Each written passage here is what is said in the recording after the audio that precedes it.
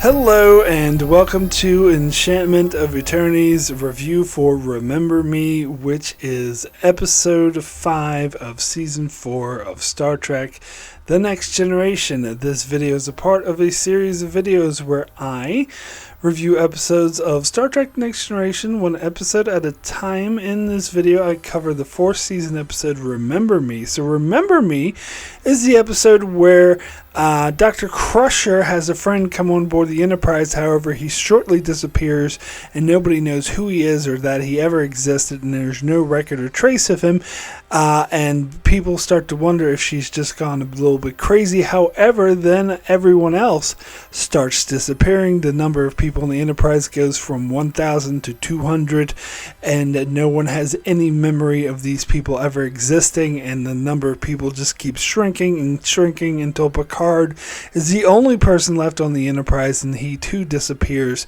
However, it's at this stage it is revealed that Dr. Crusher is in fact trapped in a static warp bubble experiment that Wesley was running, and that Wesley and LaForge have been trying to get her out to no avail. However, the Traveler shows up to help them, and then Beverly starts to realize that she's in the bubble as it starts collapsing, and she's able to escape at the last minute thanks to her son with help from the Traveler.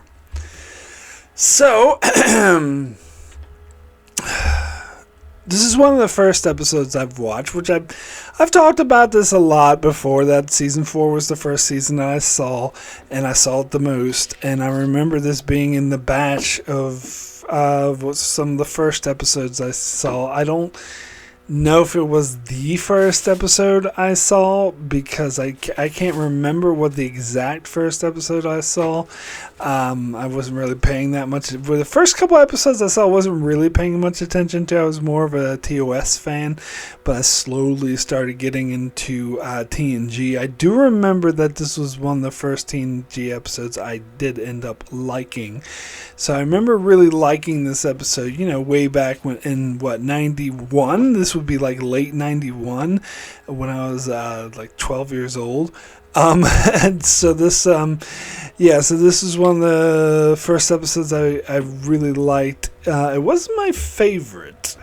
That was actually Future Imperfect, which I already covered on my channel. That was my favorite for a while. This is before I saw season 3 or most of season 1 and 2.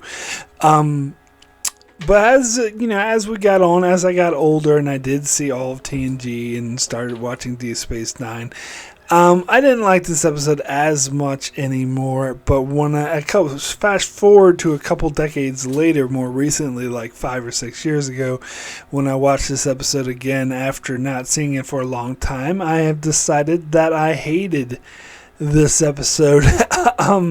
that it was cheesy and dumb and not a good episode at all. Now, it's funny because I've been watching a lot of reviews on this episode, and they've been mixed. There's been people who love it and think it's a really good episode, and there's been people who hate it and think it's terrible, and there's people who are kind of mixed on it. And the thing is, and I think if I remember correctly, I think when I get to my Patreon comments section at the end of the video, you'll get a mixture of all that in the Patreon comments. But so I didn't really so I came in this episode, as I always do, when I watched it just now for this review, with an open mind and trying to be open to what I would think and try to judge the episode on its own merits and not come in with any preconceived notions. But it's hard to do that for these season 4 episodes, since I've seen them so many times. My natural reaction might be colored by the fact that I've seen them so many times and I have such a long history with them, so I have to try to ignore that and judge the episode on its own merits. And so, because of that reason, I don't really know what to make of this episode.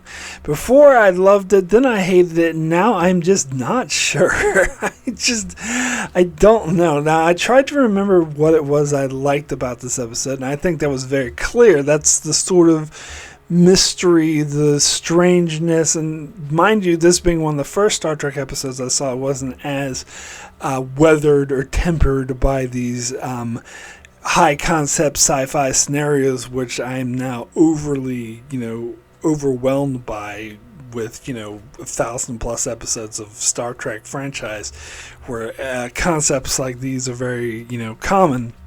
But at the time, I hadn't seen much sci-fi and I hadn't seen much Star Trek. This was a new sort of novel idea for me, and so I think that's why I really liked it.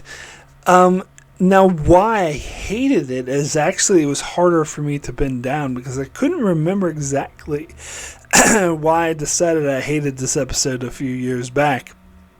I think it was because the cheesiness of it. I think particularly the scene towards the end of the episode when Beverly is running away from the shrinking universe and there's like a big void of nothingness chasing her. Something about that just struck me as incredibly cheesy and silly. And I think also the scene with her and Picard when Picard's the only one left alive and he's like, oh, that's, it makes perfect sense. We never needed a crew before, which is beyond ridiculous. And I think it's stuff like that that just struck me as dumb. Now, as I said, I tried to judge this episode on its own merits. And I don't really know where I fall on it. I do think the mystery is interesting. I think the concept is interesting, and especially towards the beginning when you get, people start to disappear and they insist, stubbornly, that, oh, you never had a staff, or when there's only 100 people in the Enterprise and Data's and Crusher points out the logical fact is why is there so much free space, and Data comes up with all these BS reasons, transporting colonists, blah blah blah blah. That is actually interesting. That does create a very interesting dilemma. Now, I don't remember if I've said previously that I thought Gates McFadden did a terrible job in this episode. I think I may have said that. If so, I think I would change that. I think I would retract that. I actually think she does a good job here.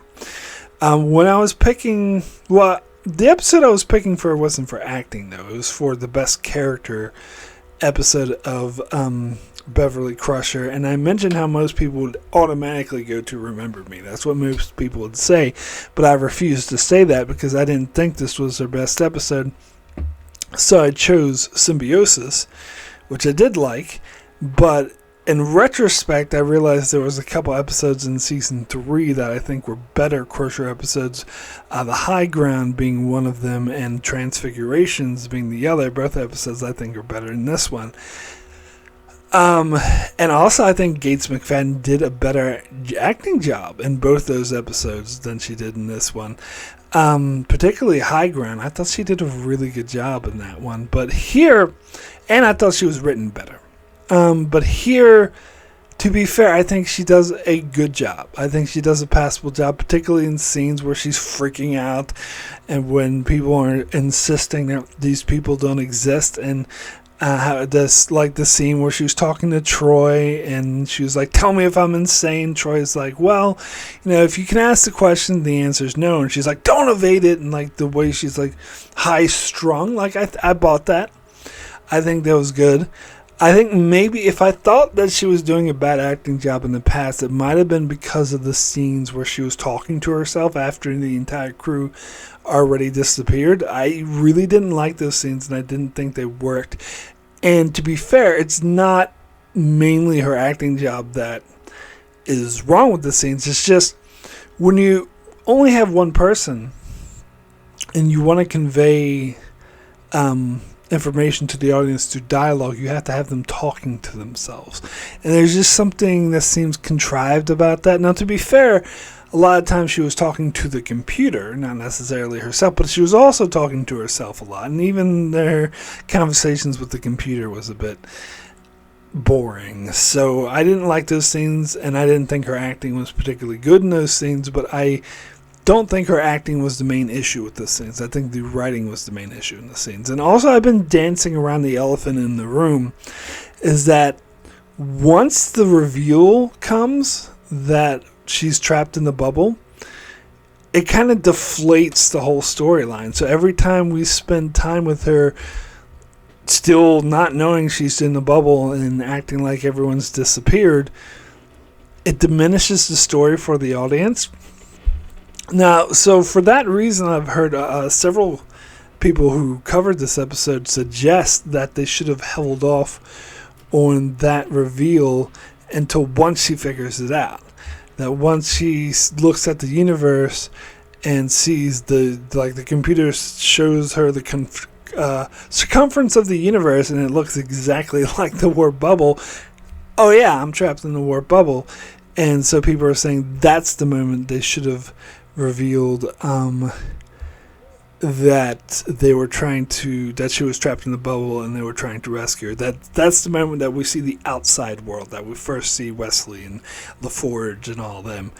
I think, I get where they're coming from with that, but I think the problem with that is that then you don't really have that much time to introduce the whole Traveler storyline. And I like the Traveler storyline, despite what other people would say. And mind you, as I said, this is one of the first TNG episodes I watched, so this is the first time I saw the Traveler. And to be fair, I didn't need to have seen Where No One Has Gone Before to understand this episode. I knew it was obvious that they were referencing someone that I didn't know, because they said that earlier. Oh, do you remember that Traveler from Tau Alpha C? But I think they said enough for me to follow the episode and get what's going, that I didn't need to see Where No One Had Gone Before in order to understand this episode. But of course, it gives a lot more context once I did see Where No One Has Gone Before. But I think he was portrayed a bit differently in that. So I always thought of the Traveler as he appears in this episode, which is sort of more confident and a little bit different than what he did in Where No One's Gone Before. So yeah, no, I like the stuff with the Traveler, and I think you definitely need that. Because, so the original script idea for this episode didn't have the Traveler, it had it be a dream, and that would be terrible. That would be totally terrible. Everyone's disappearing, then Beverly wakes up from a dream. That is a cliche that is unpopular and lauded as bad writing for a good reason. Because it is bad writing. It is lazy, and I'm glad they didn't do that. And so to bring up the Traveler was definitely a really good solution to that. In fact, I remember when I first saw this episode, well, not the very first time, but way back when I was first watching this episode when I was 12 years old, I remember how I felt at the reveal that it must have been the first time I watched it, because I didn't know this. I was shocked by the reveal. When we see that, Bubble trying to suck Beverly in, and the audience assumes that it's this thing that's been making people disappear, and I was acting like it's dangerous. And so when they zoom out from that and they show, you hear LaForge's voice kind of garbled saying, "Oh, Wesley, you got it," and you see this silhouette of Wesley being, "Oh, we lost her," and you see the bubble disappearing, and then the Traveler appears and he's like, "It's not over, Wesley." I remember being really shocked by that, and mind you, I was 12 years old and hadn't seen that much of these weird sci-fi concepts at the time, but I remember being really shocked by that revelation and thinking it was a really great revelation. I think it's the main reason of why I like this episode. So I wouldn't want to lose that reveal, and I wonder if you do push it back to later, that if it takes away, it would take away from it. Because I don't know, but what I agree with though is that once you have that reveal, and you go back to the Beverly stuff of her talking to herself in the computer, I just don't think those scenes of her talking to herself would work regardless of whether or not you knew the reveal. I think they're just bad scenes. So honestly, I think the correct solution, if I were to change it, would be to keep the reveal exactly where you have it. In the episode where the bubble tries to suck her in, but we zoom out to Wesley. Like, I think that's a great reveal. Keep it there, but stay with Wesley and the Traveler. Don't go back to Beverly trying to figure it out and until like the very end, until she's ready to figure it out. And so you could assume off screen she's been having all these conversations and finds out that you could show her finding out the universe is shrinking, static bubble real quick, but then stay with Wesley for most of the time and then go back to her being like, oh, I'm in the bubble, I need to get to this place. Shorten it is what I'm saying. Really reduce the scenes with Beverly talking to herself and just to the bare minimum, and stay with Wesley and the Traveler. That would be my solution. So the other thing about the script writing in this episode, this was a form of this was originally first thought up to be the B plot of Family, because I talked about before about, well, this is in the revisit I did actually, about Family. And how the Rick Berman didn't want to do Family because he didn't like the concept of continuity, but Michael Piller talked him into it. But the compromise was that there was a B plot, a sci-fi strange B plot on the Enterprise, and the one they came up with, or they came up with several, but one of the ones they came up with was that people kept disappearing. But then they realized it was very clear that wouldn't work as a B plot to Family, so Michael Piller managed to talk Rick Berman into not having a stupid sci-fi B-plot. Instead, it was about Worf and his parents, was keeping to the theme of family, which is definitely better for that episode. But they decided to build on that idea and make it its own episode, which became this, which is kind of interesting. And the other thing, I want to bring up the gentleman's name who wrote this episode. It was Lee Sheldon. I believe he was a producer on season 4, but he wasn't part of the writing staff. I don't think he was more of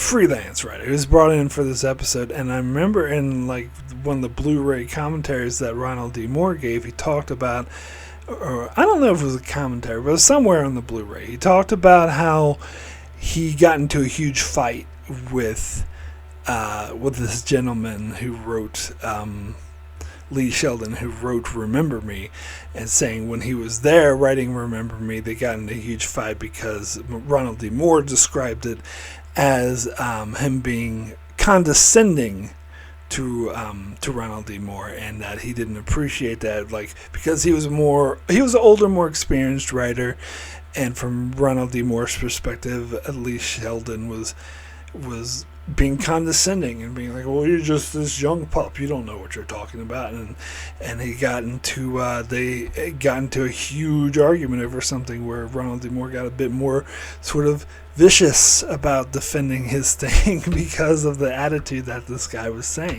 having towards him. At least that's what Ronald D. Moore said, which is kind of interesting. And so I do get the feeling that I don't think this guy's a good writer, at least not for Star Trek, because of that. But to be fair, as I said, it's not like one of the worst episodes that there ever was. So I want to talk about the Traveler some more, because I've heard some people complain that he was bit hokey, a bit like hippy dippy BS, and that he kind of ruined the episode, which I disagree with. As I said, I really liked the Traveler in this episode. I always have. I always thought, and this I like him more in this episode than I do in Where No One Has Gone Before. To be honest, like. And Where No One Has Gone Before, he looked very different too. He was like very skinny and it seemed like very hunched over and sort of waverly, like, oh yeah, I don't know, like, oh, he transmits thoughts, and very undecided. Where here, he's like, he seems more full, like not so skinny, not like fat, but more like full bodied and, more confident, more upright, and when he talks, he's more like commanding, like he knows exactly what he's talking about. Like, yes, Wesley, you need to find this static, like more command. And I like this portrayal of the Traveler a lot better that way. And what he says is in the same vein as the way his character act in Where No One's Gone Before. In fact, I think the tissue of connecting these two episodes makes a lot of sense, actually, because and they mentioned that in this episode, that it was that Where No One's Gone Before was all about them going into this realm where thoughts became reality, and so Beverly Crusher gets sucked into like this bubble where her thoughts make her reality, and I think that's awesome. I think that's a really good idea. Now, as far as people complaining about him, the Traveler, just being this hippy-dippy bullshit, look, it's consistent with what had been established in Where No One Has Gone Before. So they were saying he's just spurting out a bunch of hippie nonsense, which I don't think is true, because if you go with the conceit, it's, and I've talked before about how Star Trek is basically sci-fi fantasy. So you go with the fantasy conceit, whether you agree it's plausible or not. But if you go with the conceit that thought controls reality a lot more than these primitive humans are aware of, which I think actually, as the sci-fi conceits go, that one is actually pretty believable. It makes a lot of sense. Not saying it's definitely true in reality, but I'm saying as a sci-fi concept. Because I think the concept that humans are primitive and there would be an alien species more advanced who has a better understanding of how the universe works makes a lot of sense to me. But however, when you pin it down to thought controls time and space, then people would attack that specific, well, that's just a bunch of nonsense. You can't say that's more. But that's kind of the point, though, that humans would think it's nonsense because they're not evolved enough. Again, I'm not saying that's the way it is, but I'm saying that's the sci-fi concept. And I think the sci-fi concept works in that regard.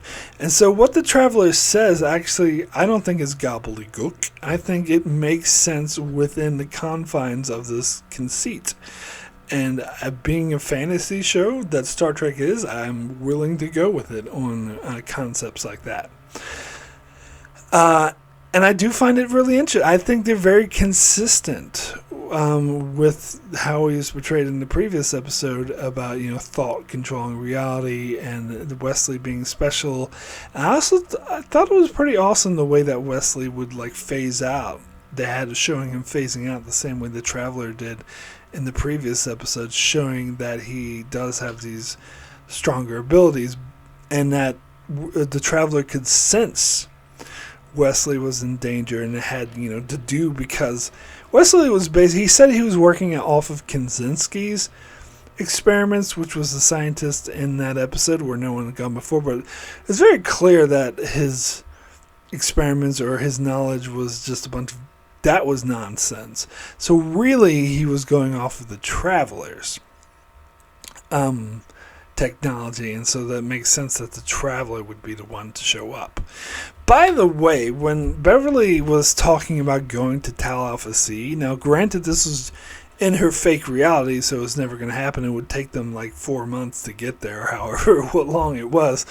But I thought that was, first of all, I thought that was really interesting that because they did mention that the world was very, very remote, very far away, and It would take 4 months to get there. Like top warp speed that is very fucking far away. And I think I would have loved to go to Tal Alpha C. That would have been awesome if the Enterprise showed up there, actually saw a whole planet of travelers.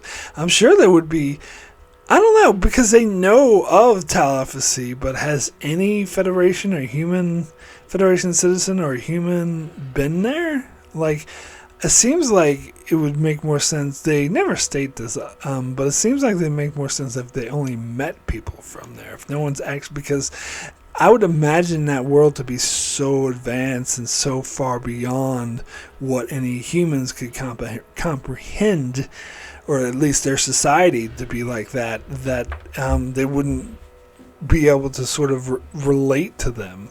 But I would have loved to have seen it. I think that would have been awesome, but that's okay. Like, we stay in the confines of this small episode. Speaking of Wesley, though, this is definitely one of the episodes in season 4 that focus on Wesley the most. I think it's just this episode in Final Mission, his last episode. Like, and this is something I was thinking as I was going through, because you can definitely tell through season 3, Wesley just starts appearing less and less, which I don't necessarily think is a bad thing, to be honest. But once he gets that red uniform, he basically is delegated to just being a side character who sits at the helm and pilots the ship and goes, "Yes, sir," and whatever. Or like in the previous, what was the episode Brothers? Like when they were in engineering trying to take back the ship from Data, he suggests, like, he says something and Picard's like, "Yes, of course I know that, you idiot." Like in that realm. And so, and this is why Will Wheaton wanted to leave the show, which I understand, because they weren't giving him anything to do. But they did give him something to do in this episode, at least, which I did find interesting. Like, I like the way that they utilized it. But yeah, other than that, I don't really have much else to say about this episode. I will say a lot of people have been comparing it to the Twilight Zone, but there's actually been a Twilight Zone episode. At least I've been told there's one that was very similar to this one that was kind of copying it. But and that makes sense because it comes off that way. Anyway, I would now like to thank my Patreon supporters for supporting me on Patreon. Is very much appreciated. It does help me to continue with the channel. So I will bring it up and procrastinate until it comes up. So I will give a shout out to Antarius, Tetson, Greg Marley, Francisco, Chuck Hooks, Kyrie091, Anthony D. Benedictus, Ricky, Matty Jester, Joel Valls, Alessandro Miguelicio, Norman Buchwald, Stephen Kennedy, Britton Berg, Allison Fordyce, and Brandon Neilhouse. Thank you all so very, very much for your support. So we do have a few patron comments on this episode. Let's see here. First comment is from Kyrie091, who says, "Remember me, more like forget me." Was that one too obvious? Oh well, I said what I said. Fair enough, stick to your guns. That's what I always say. Anyway, next comment is from Stephen Kennedy, who says, "What a boring episode. Actually, calling it boring isn't fair, as is a totally a waste of time.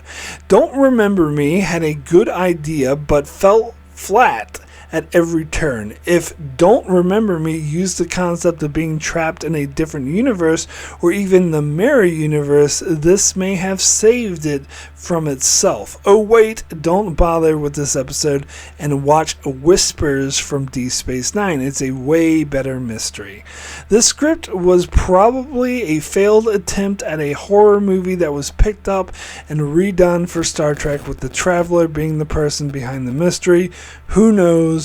And does anyone even care? Beverly was portrayed as being completely dumb, like most characters in horror movies. She should have realized something was was up when people she knew started missing. The only reason that this episode doesn't get a 1 is because I like the scenes with Chief O'Brien and the Traveler. My rating is 3. Why Lee Sheldon has ever written another script for Star Trek for this abomination, and nobody even remember him for Jerry Taylor, who he recommended her to join the series out of 10. Well, that's a mouthful. Out of 10, I gotta say. I guess he's the one who recommended Jerry Taylor. But Jerry Taylor already worked on Suddenly Human, as I said, but maybe she wasn't a part of the staff permanently. Anyway, I didn't know the story behind that.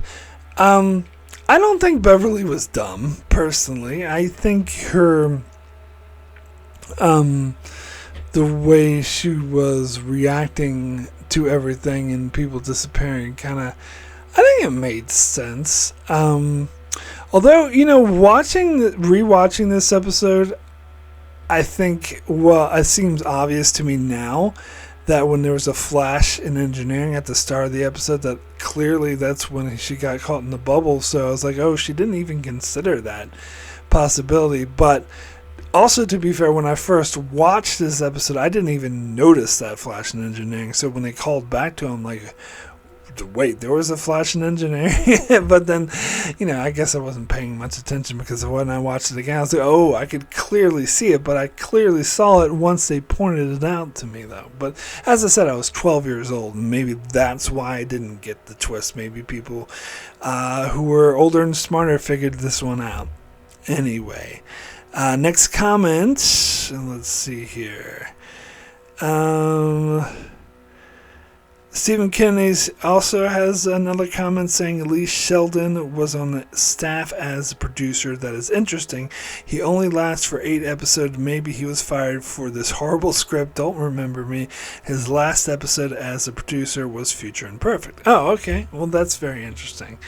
Yeah, so maybe he was a part of the writing staff, because usually the producers are part of the writing staff. Maybe he was there, but I've heard about a lot of turnover even in season 3 and 4. But as I said, he didn't get along with Ronald D. Moore. That's for sure. Anyway, next comment is from Ricky, who says, this episode is boring, slow, and crap. To me, this was one of the worst Crusher episodes, and to be perfectly honest, this is one of the few episodes where I zone out so quick and I fall asleep. This whole Crusher being zapped into Wesley's world. Once again, Wesley is such a genius. He can make civilizations, and now a powerful experiment. Was so dumb and unbelievable. I was very tempted to give this episode a 1, but the one and only saving grace of this episode is the return of the Traveler, and his scenes and dialogues were quite good, but everything else was crap. My rating is a 2 out of 10. I do like the use of Wesley's world. That makes me think of Westworld, like she's trapped in Westworld. Or Wayne's World. It would be like, Wesley's World, party time, excellent, woo, woo, woo. Anyway, sorry. Anyway, next comment is from Greg Marley, who says, I love Remember Me. I love it for itself as one of the best scary, mysterious science fiction episodes they ever did, and because it's the first TNG episode I ever happened to catch back in the spring of 1992.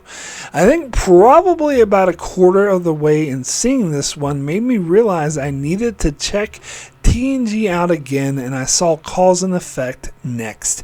I guess on its first airing, and catching those two back to back blew my mind and got me totally into the show.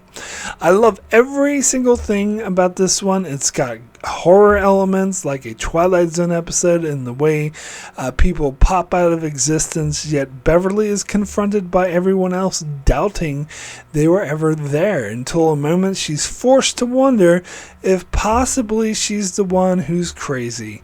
It's got absurdity, like when Picard confidently asserts that it makes perfect sense that he and her are flying around the galaxy in that huge ship. Gates McFadden is great here and is definitely the best show to feature Beverly, who, while I don't dislike her at all, is my least favorite character. I say it more than makes up for Sub Rosa. Well, that's a bold statement. I'm not sure I'd go that far. Jeez. Anyway, I know not everyone appreciates this episode, and I think they're really missing out. But then I'm biased because I've always viewed it with the same sense of wonder and fun I experienced as a newbie a long time ago. Which is fair, because as I said, I felt that same thing when I first saw this episode, because it was one of the first episodes I saw. But and I think Cause and Effect was not too long after. It was like four months later. But I did lose interest in it as I got older, though. Anyway, next comment is from Norman Buckwald, who says, okay, I just watched it and had a positive category, a negative category, and other comments, and the positives are still way up there. Yeah, the way Quay says after she was gone, and the way McFadden has Crusher say it's all perfectly logical to you, were moments definitely of bad acting, which I could blame the director as well. Chataway's music for creepiness was a bit irritating, as the visuals and acting of all involved were enough to convey it. Like other episodes, this season is very Twilight Zone-y, but with the exception of both the Traveler and Wesley fading in and out as new agey, some of this is. It seems very scientifically based. It does not beat us on the head about where no one has gone before, and the Traveler is mentioned. The clues are very indirect, which does demonstrate careful writing. The reality of Crusher's still contains aspects of really, we know, even somewhat beyond her expertise, but with the exception of the obvious inconsistency, as the writer could not predict a prequel future number of Enterprises. Thematically, it is mostly sound. Only once in a while I could have edited some of the lines in the script to make it powerful in the way we are reminded about Wesley's experiment without providing obvious cues.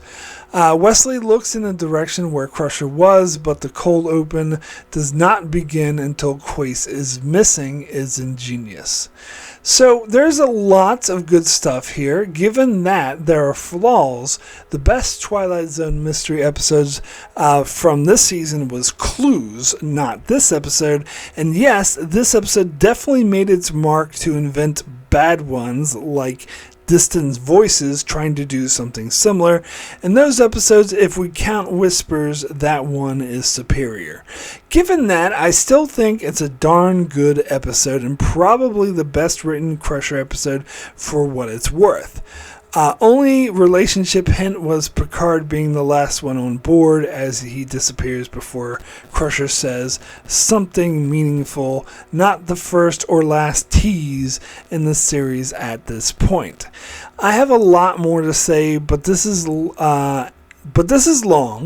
I used to give it a 10, and compared to others 10s in the series, it never was the strongest. But I'll now be willing to bring it to 9 static warp bubbles out of 10.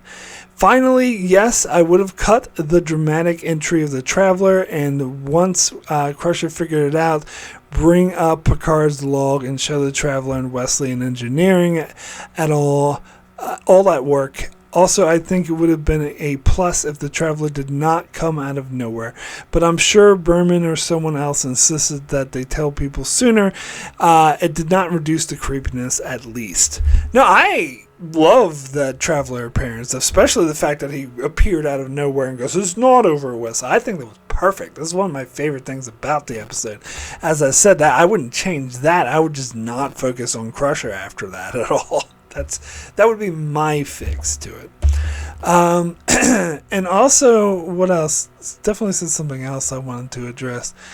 I never thought of Whispers as being in the same category as this episode, but I suppose it is, actually, the more you think about it, but from a very loose way, but it's definitely a way better mystery, for sure.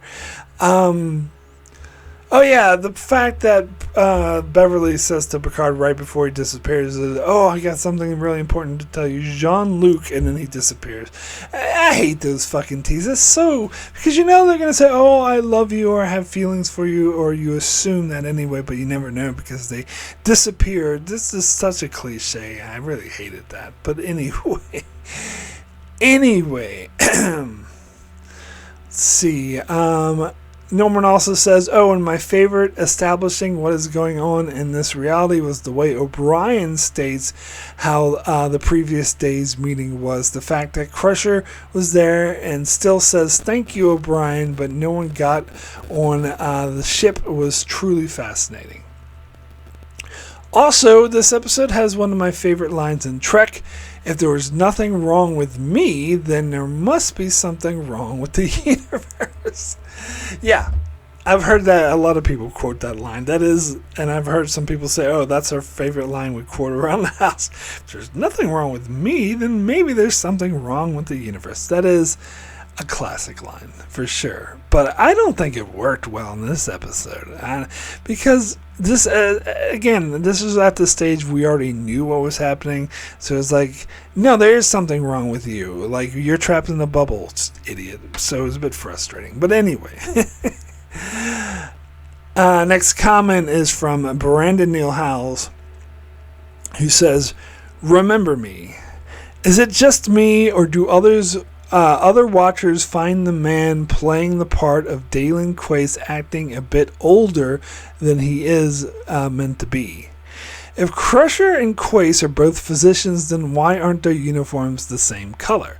I have to wonder why Wesley is still allowed to shut down the engines of the Enterprise for his science project when he has already put the ship in danger on at least 2 prior occasions. If I were Geordi LaForge, I would be pissed off as well. Why is Wesley trying to prove Kaczynski's experiments when they are already proven to be rubbish?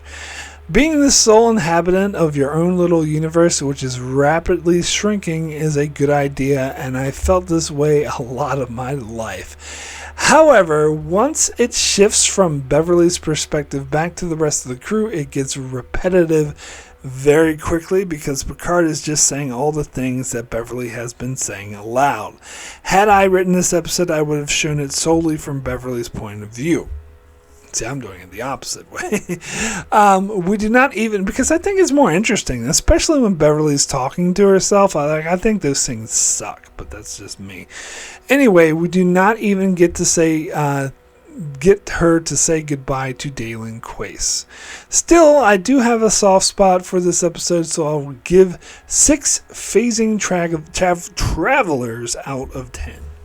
So you get what I was saying about people being split on this episode. I got 2 comments saying they hated it, 2 comments saying they loved it, and 1 comment saying it's okay in the middle. Yeah.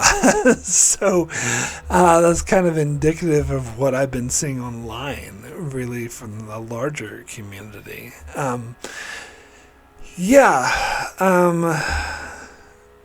So I read a thing on Memory Alpha about the fact that the uniforms, Quace's and Crusher's, look a bit different, and how Quace's looks a little more greenish. And I've seen other uniforms in Trek where they did look a bit more green than blue, but they weren't sure why that was. They thought maybe it was just a costuming thing that they washed it differently or something, which I think is probably it, because I don't think it's that pronounced. Like, seeing them stand side by side, the uniforms didn't look entirely different to me. But then again, I'm not that good with colors, I suppose. And a lot of people have been pointing out from reviews I've been watching how pissed off Geordi was at the start of the episode. But I'm with Brandon on this one. Yeah, I think he has every right to be pissed. Like, I don't think I never found it abnormal or something that sticks out, personally. But yeah. Anyway, thank you patrons so much for your comments. So my rating for Remember Me out of 10, I'm going to give this a 6. Good. So the thing is, I've changed my mind from hating this episode, but I haven't gone back to loving this episode. I thought it was more of straight down the middle. Like, it's fine. Like, some of it's kind of interesting. I do think Gates McFadden's acting is good for most of it. Actually, I like the line where she says, "This is all perfectly logical to you, isn't it?" I thought that was good. Just her losing her shit. I like that.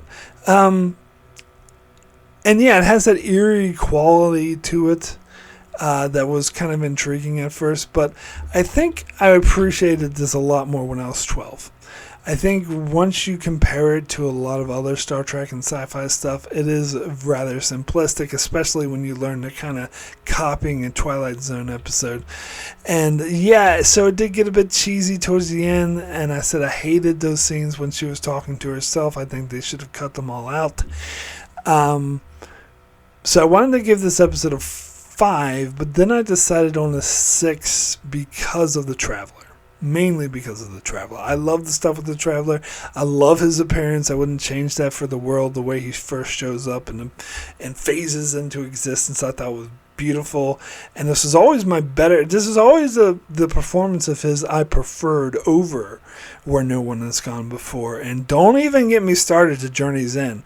That was a whole bunch of bullshit. And to be fair, this episode kind of paved the way for Journey's End because it kind of implied that Wesley, when they showed him phasing out, that he could be a traveler, which is never what he was supposed to be.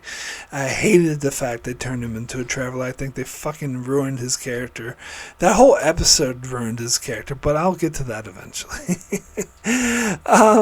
But for this episode, I thought it really worked. I really liked the Traveler, so that pushes it up to a 6 for me. So anyway, that is it for my review of Remember Me. So let me just bring up the schedule here to see what's coming up next. So on Wednesday, I'll be doing Top 25 Worst Episodes of the Star Trek franchise, number 25 through 11. Since I already covered my top 10 before, well, we'll remind you guys of that in that video, but I'll focus more on number 25 through 11. Let's see. Saturday will be my review of Legacy. And Monday, I'll be doing my top 10 Star Trek Voyager episode soundtracks. Continuing my series where I count down my favorite episodes from each Star Trek series.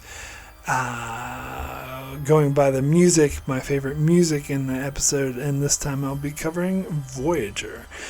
So that's what's coming up on my channel. Be sure to check it out for that and many more Star Trek videos and many other videos and many other shows. So be sure to subscribe so you can keep up with all of that, and thanks a lot for watching.